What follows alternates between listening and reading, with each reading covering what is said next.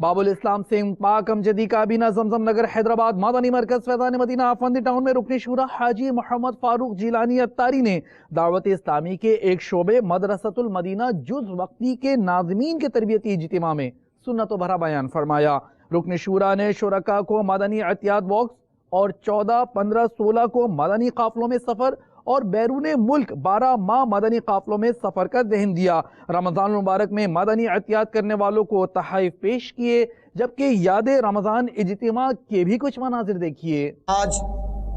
مدرسۃ المدینہ جز وقتی یعنی کہ شارٹ ٹائم کے جو 2 گھنٹے کے ہمارے مدرسے لگتے ہیں مساجد میں بالخصوص، الحمدللہ امجدی کابینہ باب الاسلام سندھ اور حامدی کابینہ باب الاسلام سندھ اس کے مدرسین، ناظمین، رکن مجلس، ڈویژن ناظمین جمع ہے، اور آج ان کا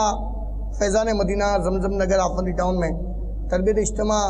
جاری رہا۔ دعوت اسلامی کی قیوم